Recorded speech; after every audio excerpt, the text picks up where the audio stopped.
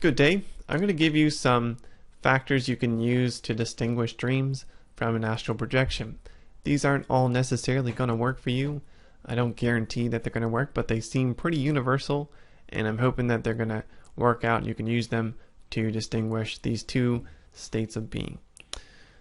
So these factors are also not that useful if you're beginning astral projection, because you have to surpass a distinct resistance when you first start off for quite a while. How much or how long this resistance lasts is subjective, but it's going to last at least the first couple months when you first get into astral projection.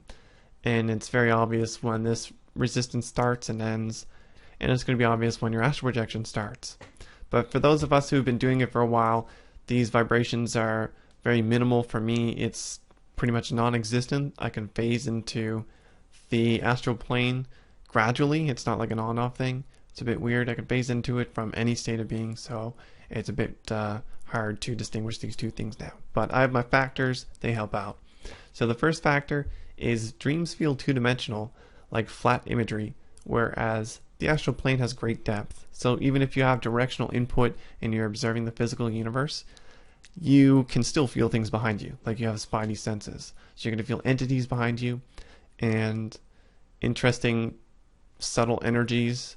You might even be able to feel mundane objects behind you. And in other states of being where there isn't an observable material universe, you're definitely going to have that extra sensory perception feeling where you can feel everything around you.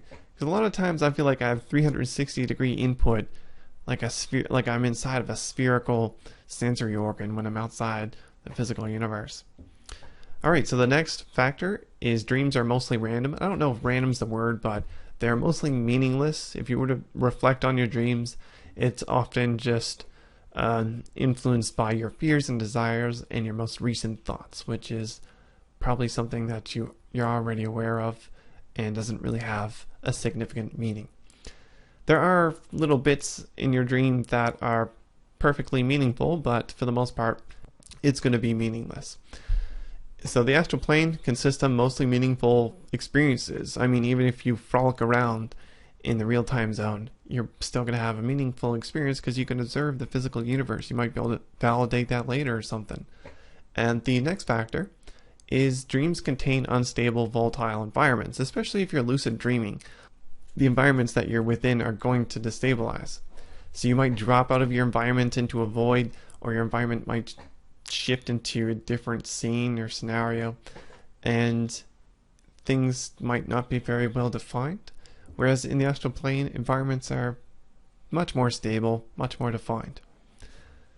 Alright, the next factor is a bit more complicated.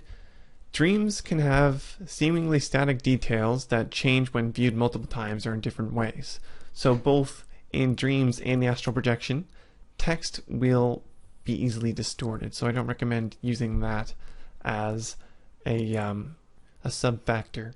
I recommend looking at simpler objects that don't have, text on it. Look at some light, a lamp of some sort. Look away from it, clear your mind, look back at it, and keep doing that. I don't know, at least 3 times, and if it changes in appearance, then you're likely in a dream. And if it doesn't change, if it stays the same and it stays really well defined, then you're probably astral projecting. And that isn't like a very obvious way to distinguish these two things right away. Like, you have to get used to using this as a factor when you're astral projecting and dreaming. But I use it every once in a while. It does help out. So the next factor is movement is a matter of visualization in dreams, and in the astral plane, movement is a matter of genuinely wanting to go somewhere.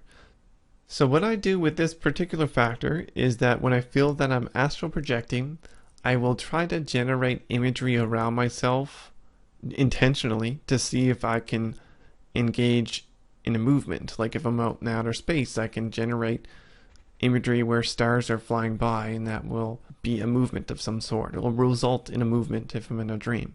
If I'm in an astral projection, trying to generate imagery like this will not result in anything. The imagery will just fade out right away as soon as I manifest it. and all the other things that I'm observing around me will just stay where they are. They won't appear to move in tandem with the imagery that I generated. Alright, the next factor is in dreams, people are predictable and are allocations of our own intelligence, unless some entity has inserted itself into your dream, which is typically not going to happen. You can make them do things, you typically expect what they're going to do, like you can predict what they're going to do, and you can't do that in the astral plane. And in the astral plane, entities or people are going to give you information that you couldn't know otherwise. The next factor is that in your dreams, beings or people have relatively flat personalities. And in astral projection, beings have a distinct personality. You can really empathize with entities in the astral plane, whereas in your dreams, you're just empathizing with yourself. The last factor is that dreams are highly personal and internal. So you're just processing things that are happening in your brain. It's very personal. It has to do with your fears and desires, your recent thoughts, some other bits of input that deal with your life. And in the astral plane, it's external, like the waking life. You're perceiving an external environment, taking it in, and downloading it to your brain. And that's it for my factors. See you next time.